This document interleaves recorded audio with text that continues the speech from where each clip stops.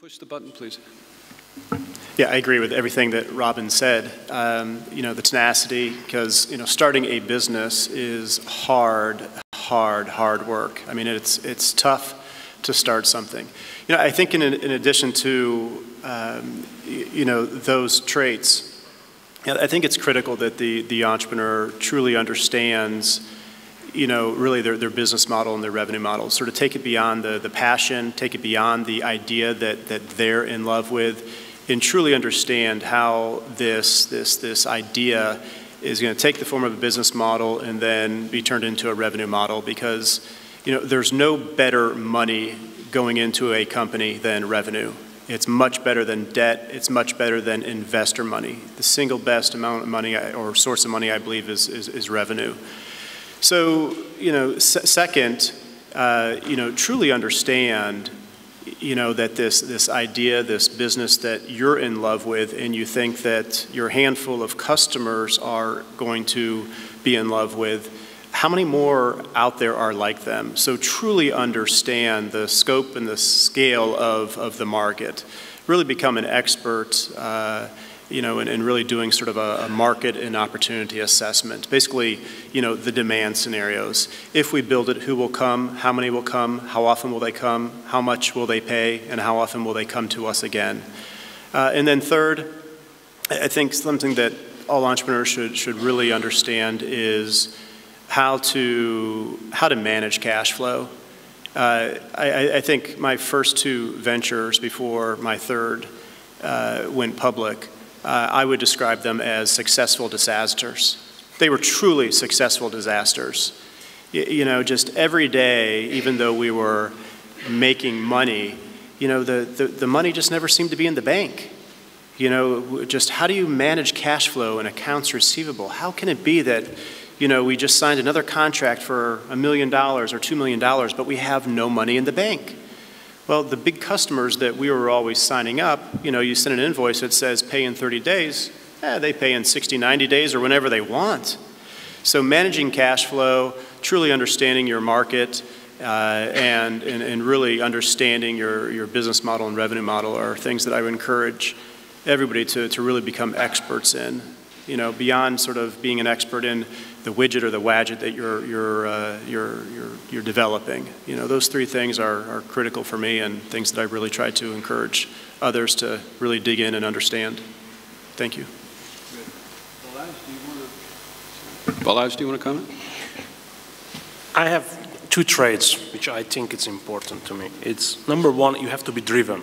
I know some people don't like this, but you have to be driven, because you have to make the right work-life balance, which is not a balance at all. So you have to really be driven and be passionate about doing something. The second one is that you have to have a personality which very quickly can recover from failures, because you have to fail continuously. You have to make mistakes continuously. You have to learn from it, but you have to make a lot of mistakes along the way. And as you say, it's successful failures. If you're not able to recover from it, you're not able to stand up, then you have a problem. Then you have a real problem. You cannot become an entrepreneur. And if we turn it around from the investor point of view and the advisor point of view, do you have any comments on what it takes for a successful entrepreneur?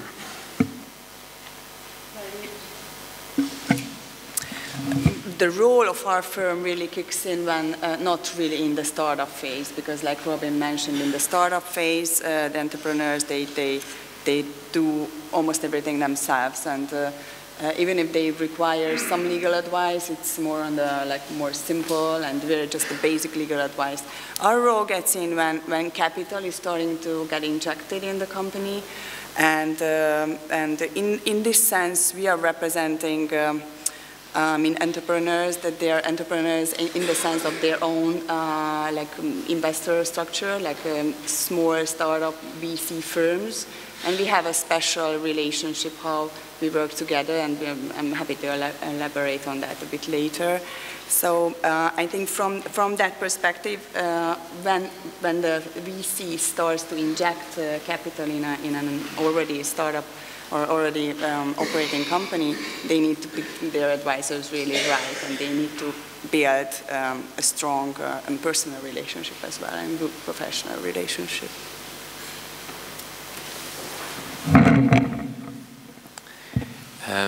I think it's really credible to say answers to this question from the perspective of the entrepreneurs. So let me not really say what I think makes a good entrepreneur. But Balázs reminded me of someone who I consider as a role example for a good entrepreneur. That is Mike Simon. And I was thinking about what are the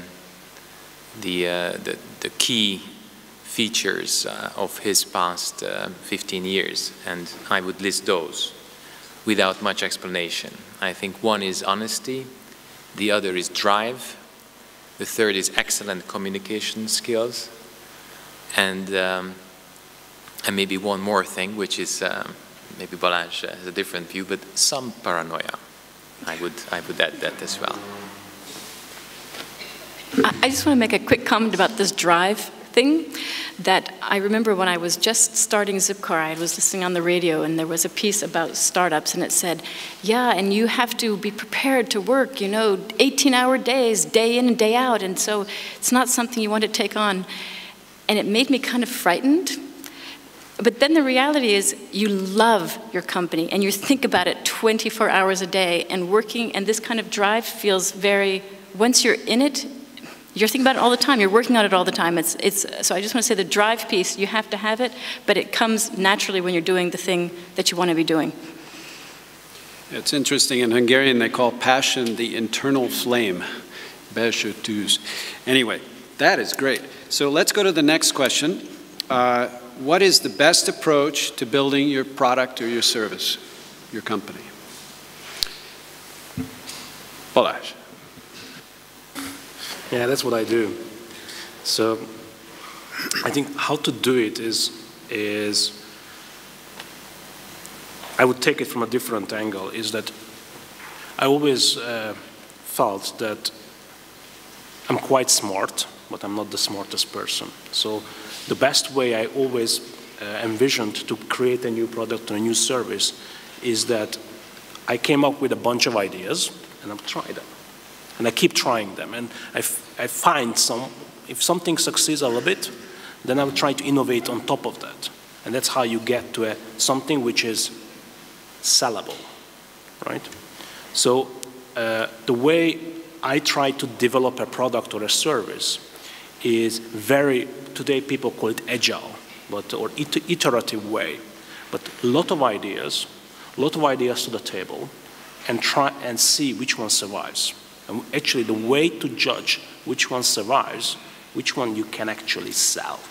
There are plenty of ideas which are great on paper, plenty of products which are amazing on the drawing boards. But if they can generate the required revenue, then to me, that's the way I developed it, or come up with the right product itself. I think it's very down-to-earth approach. I'm not sure everybody will agree with this approach, but this worked for me. Yeah, I mean, I agree with you. You know, I think my approach is similar to my first answer about, sort of traits or characteristics of a successful entrepreneur. And again, I've seen this on both sides as an entrepreneur, and now, for the past 15 years, also as sort of a pre-seed Series A, B investor. Whether it's an idea I have or one of my companies, or if we're looking to invest, we really want to have an idea of, what sort of, I know it sounds familiar to many of you, but what sort of problem is this product or service really solving? And then how large is that market that you're sort of trying to address?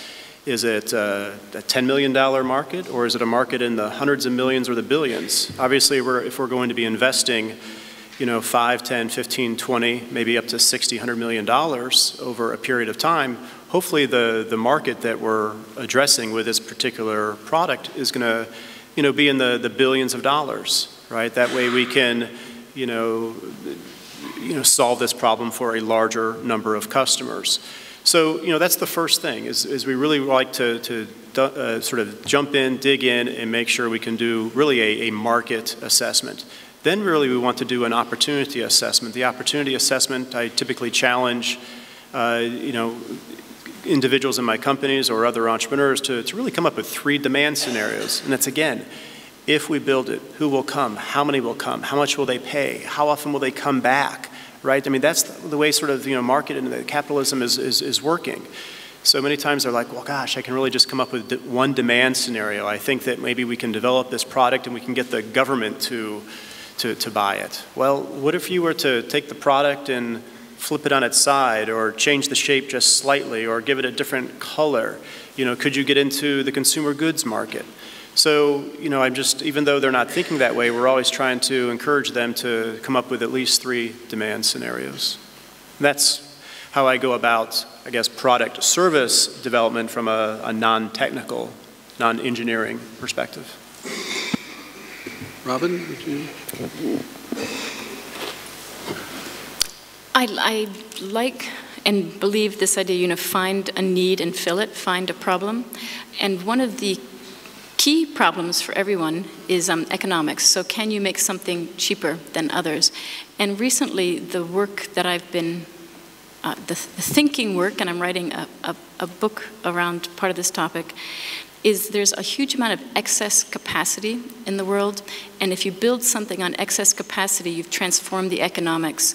So if you look at Zipcar, one of the reasons it succeeded is because the way to buy cars normally, or the way to consume cars normally, is that you own one, and the average cost of ownership in Europe, I can't tell you in Hungarian money, but it's about 6,000 euros a year on average, yet people only drive at 5% of the time, so it's idle 95% of the time.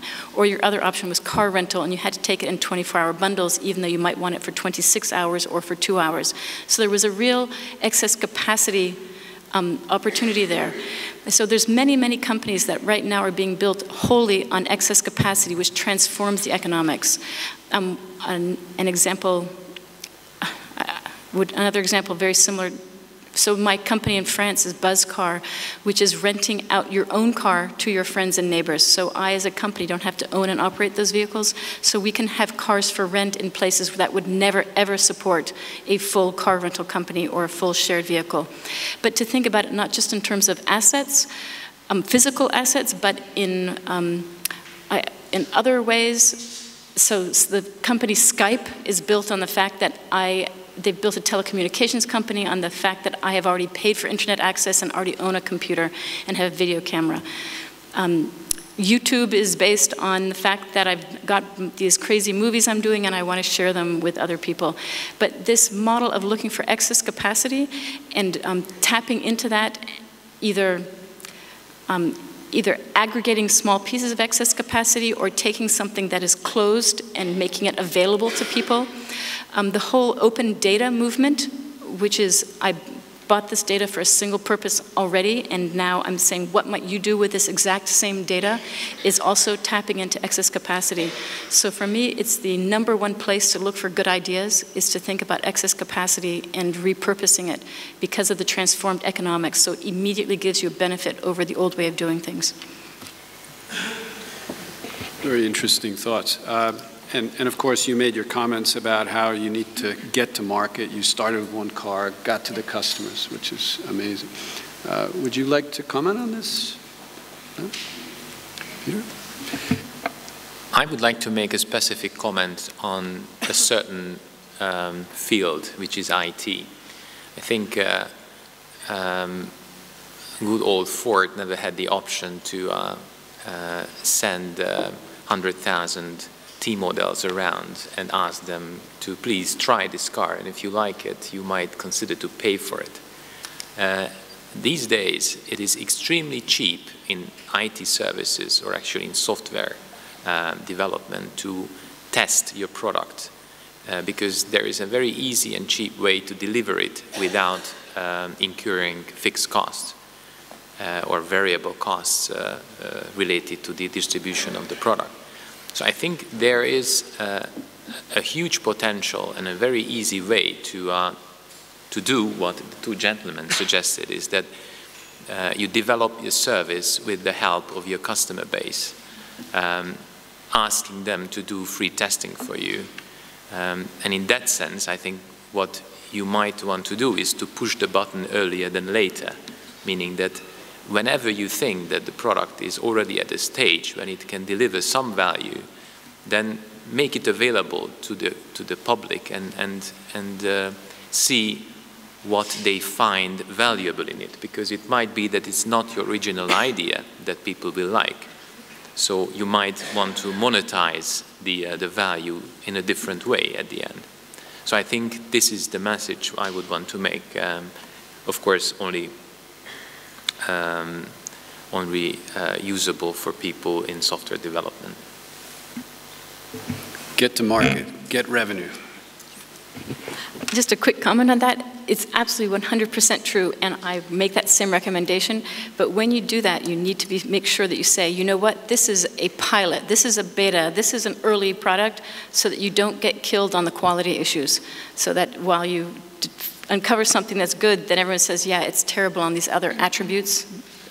So you do want to test early, you do want to get out there, but you want to make sure people know that this is an early thing.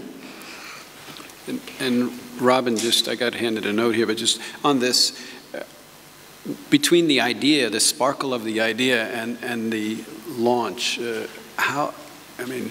should it be a perfect product? How do you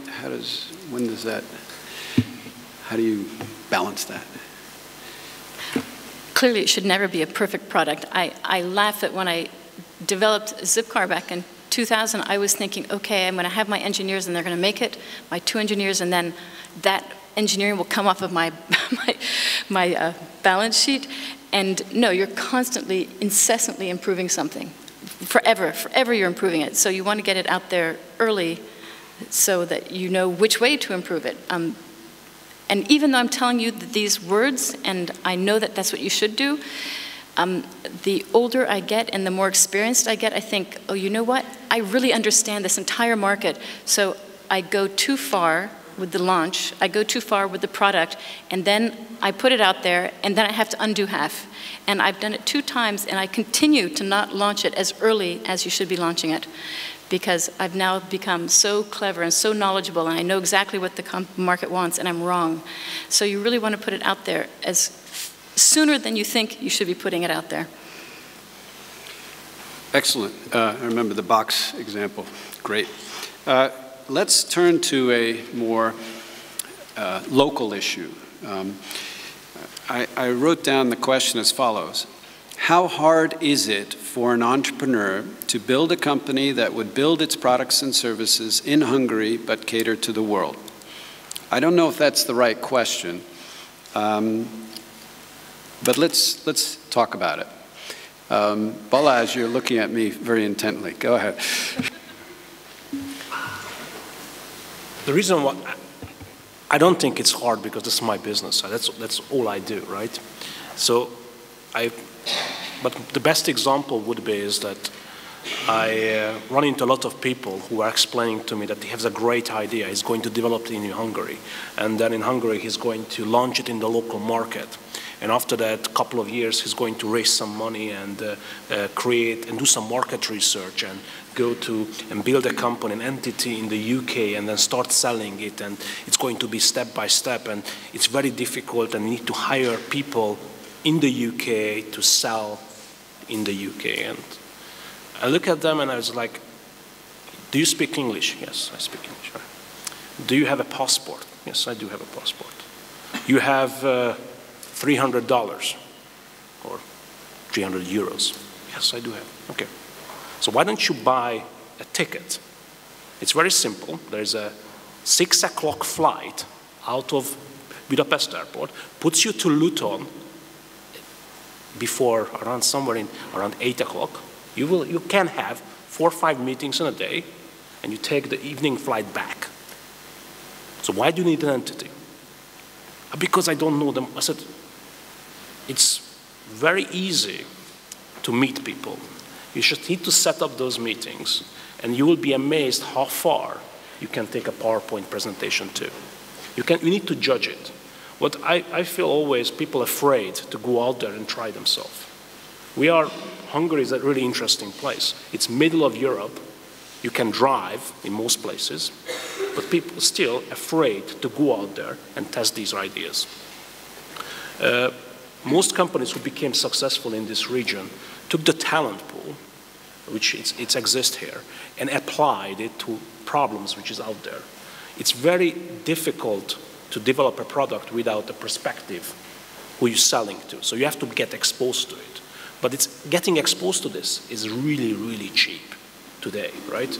Because of the low-cost airlines or because of Skype, you can call people. But somehow people are afraid to do this because they feel that in order to do it, they have to have a local presence. It's not really true. I think it's a fear. And that's what's really blocking people to develop these products. And what also happens is that because of that, they focus on the local market and they're never successful. Let's get some other thoughts. Peter, you put your hand, and Kevin. Yes, I raised my hand because I just wanted to refer to a sentence which I noted when Balázs gave his presentation. And he said he remembers still of main feelings of the early days, and one of them was fear of failure. Yeah. And I think this is one of the key sentences I hear or I feel when I talk to young entrepreneurs that tend to be Hungarians these days, that they simply fear of failure, and that's why they don't fly to Luton and don't go to see those customers, because they can list 14 different reasons why those customers will not want to see them, why they will not understand their presentation, why they'll make a negative comment about their English skills, and so on and so on and so on, which all will lead to an actual failure, which then they have a basic fear of telling to their peers back home that actually I went there, I did it, and I failed. So I think one of the key challenges for a Hungarian entrepreneur is to overcome this fear. And another challenge for all of us is to make sure that if someone does it, we praise him for trying and not put him under because he failed for the first time, because it's not a failure. As Balázs said, it's part of the game. So I think that was the first thing I wanted to say. The other is that I think if you build a company that has the ambition to grow big, then probably first mistake you make is that you focus on any local market. If it's Hungary, then it's the mistake that it's Hungary. If it's Estonia, it's the mistake that it's Estonia. You should build a company on the basis that, of course, again, we are talking mainly about IT, that you have to think in terms of a global market. And especially if you are B2C, it might be a big mistake to tailor-make your products and services to a specific local group of people who might have very specific needs, fears, and all that stuff that might not be relevant at all for 99% of your potential customers. Great. Kevin, you want to add to that? Yeah, I mean, my comments are largely going to echo what Peter just said. You know, again, if I understand the question, you know, it's about building a company first in Hungary. And, you know, to me, that means several things. It means that the company is probably cash flowing already, right? You have enough money that's coming in to pay your employees, cover your expenses, and there's some form of stabilization in the company. So then, you know, that's step number one. And then it is then taking that outside of Hungary, right? A country with a population of, 9, 10 million individuals. It's decreasing from time to time. That's why I say 9 to 10. I'm not sure what the exact number is today. So, your business must, address the needs of people outside of Hungary, right? It needs to be based off of more than, you know, kolbas and paprika and palinka and things like that, things that are more native and, you know, to Hungary. So if you can have an IT company or a biotech company, or if you can engineer a widget or a wadget that, you know, can be used by, you know, goes back again to this market assessment I'm talking about. You know, is it going to be 1 million people, 2 million people, 3 million people that could, you know, need it, use it, you know, and probably should, right? Should sort of humankind, you know, use this product or service? Then yes, it is possible if you then, you know, this is where it does get tricky. I believe in, you know, the tenacity, and I believe in, you know, overcoming fears. I think we're probably two people who could take this bottle of water and go over there and sit in the corner and have the conversation with a bottle of water. We don't have those fears. So, you know, we can do a better job here of importing the optimism and teaching people how to talk and present themselves and try to get the doors open. But at some point, you know, starting the company here, and again, this is my perspective. You know, I want to start companies here. I want to see companies start here in Hungary that then are open to the larger world, but I don't want those companies leaving Hungary, right? So at some point, we're going to have to address capital, right? Me taking a product or starting a company here and getting it stable, and then going to the UK for that meeting. We finally got that meeting we wanted. And the conversation now begins to turn just overnight from, I created a 50-person company here in Hungary, I go to the UK and have a great meeting. Next thing you know, they're going to invest a little bit of money and I'm left with 10 employees in Hungary. That's not really what I've been interested in spending, you know, the past 10 years here in Hungary. So you can start things in Hungary here. You can expose them to the larger world out there. But I think in order for those companies to stay here, in order for a big piece of the company to stay here, it's going to require some capital. And Robin, we were talking about before, is the local market big enough for a test market? Or is it a geographic test market? I don't know, maybe, or whatever you think is appropriate here. Just think about this conversation, 2 quick comments. One, I spent the last 2 years in France, and I was struck by entrepreneurs, many who would call their companies names that didn't work in any other language besides French. So when you have your company, when you have your idea, I do think you have to start small, and you should be starting small. You should be focusing and getting early successes. But your vision should be much larger. So when you're just doing things like naming your company, make sure that you've named it something that could be a global company. So that's one. And then on a totally different piece, a part of fear of failure. I look back at what I have done in the last 20 years and where successes have come from, and the failures I've forgotten, is that there's lots of things that you can try without anyone actually knowing that you failed. And so I have in my life sent emails to many preposterous people. And some fraction of those come back very positive, and I've been able to pursue them. And the ones that don't come back, not only do I not tell people, I don't remember them myself. But so there's a lot of things that you can try and that you should start. You don't ever have to tell anyone about the failure. So definitely, positively be taking those steps. But I do want you to take risks, but there's just some things that you can take a risk and no one has to know except for yourself. So nothing ventured, nothing gained. Definitely take those first steps, that first step. And if it doesn't work, who cares? Move on. Okay, thank you. Let's move on to the next question, and then that is, how should an entrepreneur deal with his or her investors, angel VC or family friends? There's a related question here that came, should I consider bootstrapping, or should I guess, invest all my money? It's kind of related. I'll just throw it out in the interest of time.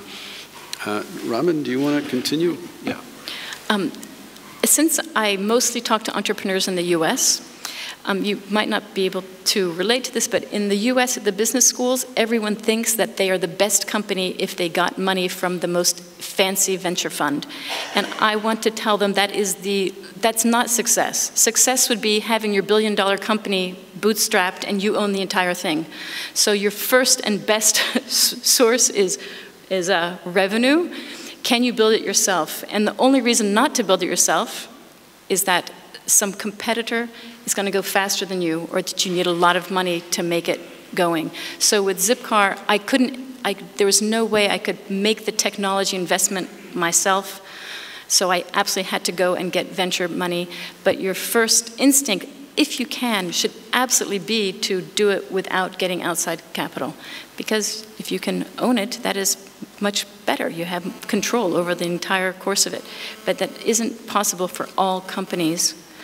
Depends what you want to do, but this question that if you can bootstrap it, better, and the longer you can bootstrap it, the higher valuation that you will get from a venture fund. So the longer you can go appropriately in your market, you want to do that. Great. So you have to assess whether you need the money or not, I guess is the real issue. Well, everyone thinks they need the money. You're always thinking you need the money.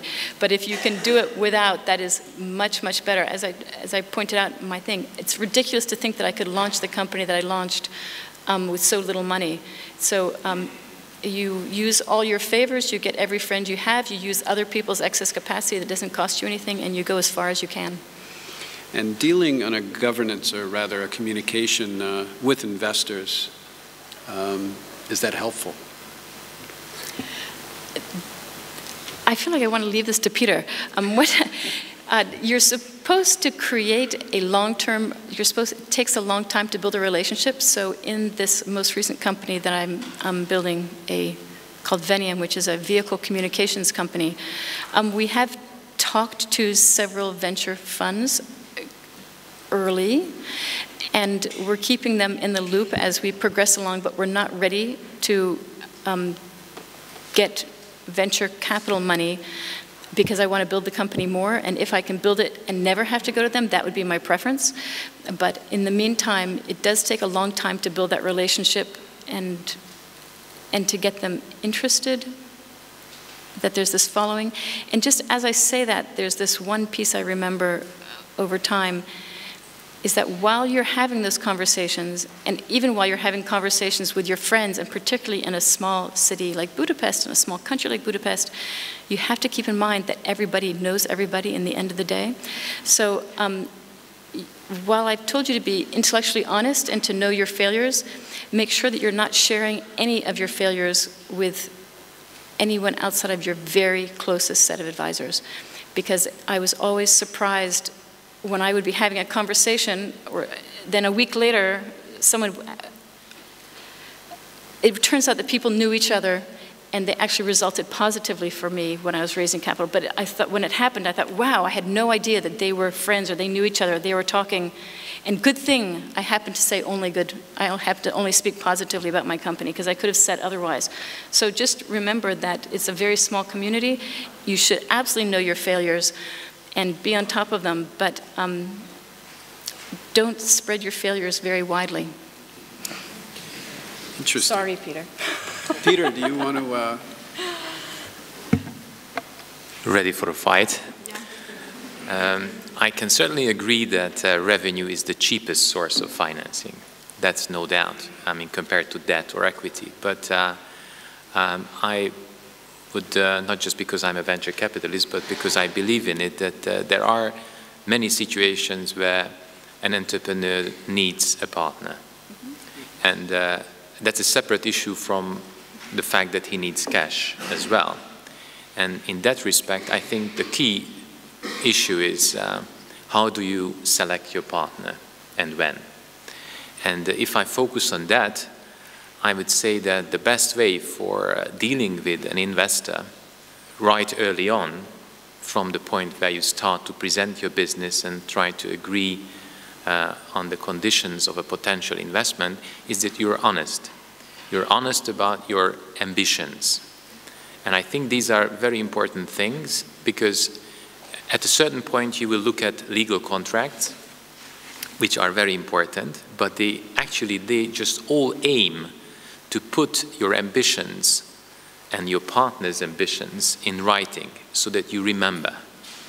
And in many situations, I see that entrepreneurs are advised that they should negotiate hard on term sheets, then on agreements and contracts, which is fine and true, but they should never forget that this process, which leads from an early meeting to an investment, is their single only chance to make the right choice about the partnership and about selecting the right partner.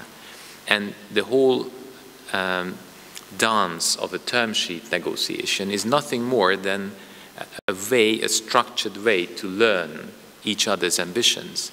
And in that sense, if all you want to do is to detail and negotiate hard on the timing of the drag-along right of the venture capitalist, you might miss to understand what is his need, what is his ambition. And that could break the deal very early on. Because even if the contract will say 3.5 years, if your investor's ambition was to sell its stake at year 3, it will want to sell the company at year 3 and then will use all the other tricks in the agreement to achieve what his ambition was. So my message would be that you sometimes need a partner. If you need a partner, you might want to attach it with cash, and that could be a good option for involving venture capital in your company. And the best way to deal with your investor is to try to listen to him or her, understand their ambitions, and be honest about your ambitions. I think these would be the key points for me. Great. Balázs, I don't want to put you on the spot here, and I know you two were on different sides, but generally, can you talk about this, please? I think right now we are on the same sides because this gentleman probably is very happy, right? In the beginning, probably. Then. Confirmed. But you have to be honest about, it's a partnership, right? But both parties are bringing different things to the table. And because I was part of this, I would call beauty show, when you're selecting this partner, everybody from the VC side will promise a lot of other things that they will bring to the table. And sorry to say, in the end, they only bring the money. So when they promise you that they're going to help you recruit, they're going to help you to sell, yes, they're going to make efforts to do that. But they're not there to run your business. They're not there to be actively part of your business. It is, I'm not saying it's a white lie, but I would say I would discount heavily on those promises. But at the same time, I think once you establish a relationship, they can really help you in how to run your business. And typically what happens is, I felt that once you have a good partner who you understand what their ambitions are, you can kind of negotiate about what's each other's ambitions and how we can make sure that our interests are aligned. And there's one point when an entrepreneur needs to turn its startup to a real company. That's the point where I think VCs are really helpful. Because the good thing about VCs is that they have a network. They work in a network of other VCs. And this is an influential group of people, not to bring in business, but to able to recruit a good board, which is important. And I think that's the point when the VC can really provide you the right support. We never had, or AmCham never had, a really famous venture capitalist investing into our company. And I never had this relationship, so I was always able to talk with people which I consider normal.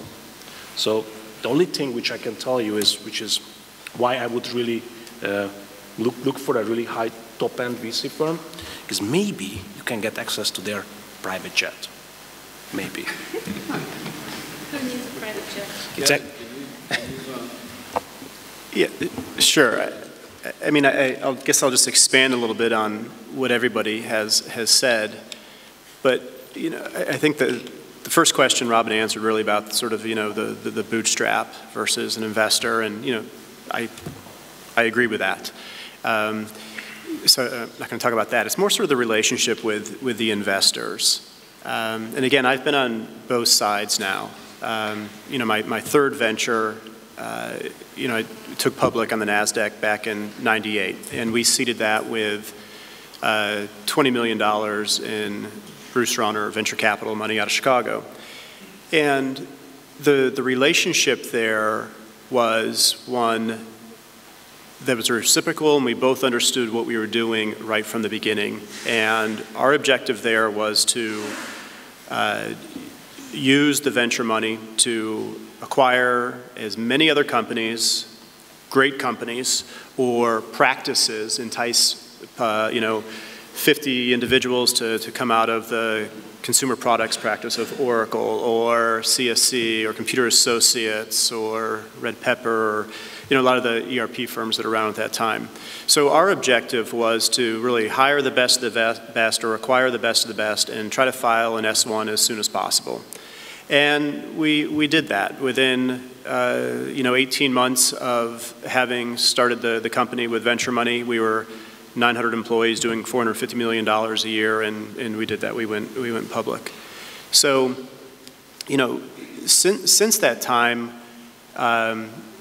you know, I've continued to do startups where we've had to attract, you know, Series A, Series B, Series C money, and you know, I think it's already through having taken a company public that, and that's the only reason that I had access to some of these venture capital firms. Because the reality is that, you know, 0.00001% of us will ever even get a meeting with a venture capitalist, and less than that will actually get an investment. So it's nice to say that we can, you know, pick and choose and all that, but it's not reality.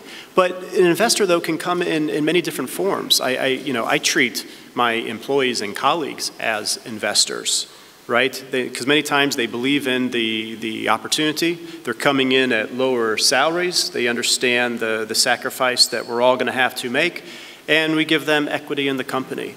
Other times you do find now the individual who wants to invest. Could be the angel, could be some sort of regional pre-seed fund. Now at this point, this is where we should definitely put on our caution hat a little bit. And, you know, if it's, you know, I don't know, 10 million, 20 million, 30 million forints, 50 million that they're going to be potentially investing, you know, up to $250,000, you know, and that term sheet is going to be put together, you know, hopefully they're bringing something, you know, besides just the money. Hopefully this is somebody that you've already established a mentor relationship with. You believe in sort of, you know, what they're saying, or you know how they earned their money, right? The 250,000 or 50 million forints or whatever it is that they're going to invest, hopefully you know that they made that money themselves, you know, and they made it in sort of a similar type industry, and they have sort of a network that you can leverage. So, you know, when you get up into the sort of the institutional venture capital money, now remember, that term sheet's going to come with a board seat or two. Sometimes a single firm is going to want 2 board seats. So just keep in mind, though, that when you go that first institutional route and, you know, you now have a board, your board is largely trying to dictate or mandate a lot of the passion that you brought to this venture. Right? And a lot of times your passion doesn't cut it anymore because they gave that money to you for a particular reason, because they want a return, or they want a return for their investors. Now this is where the challenge is, and the challenge has always been for me, is, you know, when you start trying to put together a larger round of money, you're going to potentially have different firms that are going to come in and participate in that round. And each of those firms or individuals or entities is often going to have different objectives. You know, one, a year down the path could be, oh my gosh, we have a great opportunity here. Let's go ahead and exit now for, you know, a 3x, 4x, 5x. You know, another saying, you know, no, let's wait a little longer. So now you get into these situations where your board isn't actually on the same page. And I've dealt with that. And I've been one of those individuals too, who says, no, as a board member and an investor, let's wait a little bit. And we get into a lot of sort of knockdown, drag-out fights about what to actually do with the company. And we've had the sort of the CEO, founders in the room, and they're just like, what the heck did I get involved in? Why did I get mixed up with these yahoos? You know, these are supposed to be the experts, and they can't even agree. We go into a board meeting, and seriously, I mean, it's you know, we're actually doing all the sausage making in front of the founders, and it can be bad, so. Investors are tough. We're tough. I've been on both sides. Just choose your investors carefully. Try to find somebody that you really value, their character, and get to know them a little bit. Maybe it'll help a little. Anna Maria, I would very much appreciate your view of how this governance really crystallizes and does it work? Well, I just would have liked to make a comment regarding investor and the entrepreneur relationship. We represent a startup venture capital firm, and I just would like to share their strategy with you because it's really interesting. So they first establish a personal contact in the company that they plan to invest in, and they really build on that personal relationship. And then, of course, they go through all the other steps and processes, like they evaluate the business plans and the business and financial background and situation in the company, and then they invest. But they understand what you just mentioned, Balázs, that mostly what they can bring to the table is money, but they're not able to actually run the business. So they pick the target company really based on that trusted relationship, and that based on the fact that they would need somebody or management and owners that they can really trust in the long term. And we have completed a couple of their investments, and so far the strategy worked. So it's interesting to see how that. But regarding governance, I think the danger that lays in startups is that like Robin just noted as well, that at the very beginning they don't have like sophisticated legal advice because probably they have just a friend who is a lawyer and who would help out establishing the company, and then they may actually end up continuing the same practice, and that may end up with some governance issues and some problems with the records and filings and corporate setup. So I think first, probably before an entrepreneur would let in investors into the company, that they would need to clear these problems.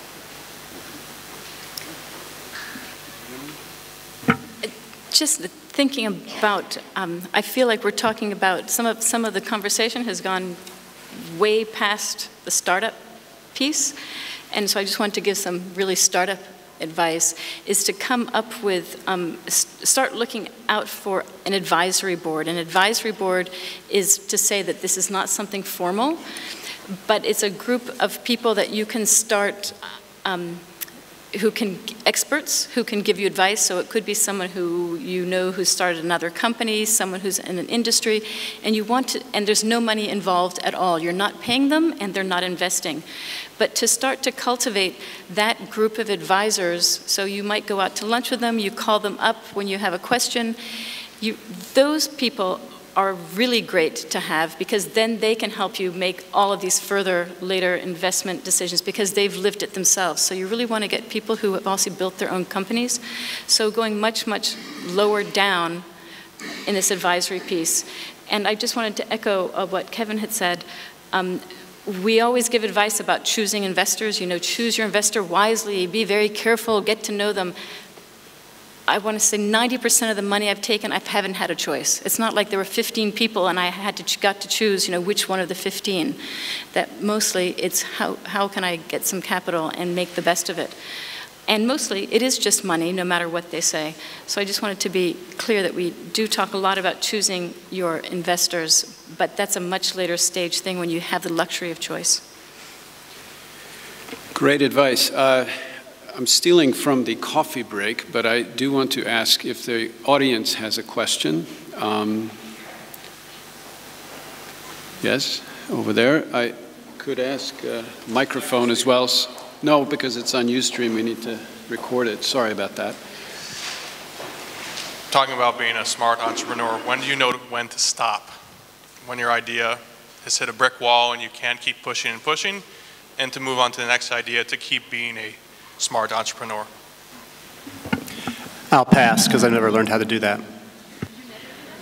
I've never learned. No, I mean, most of what I'm talking about here today is, you know, looking back in hindsight.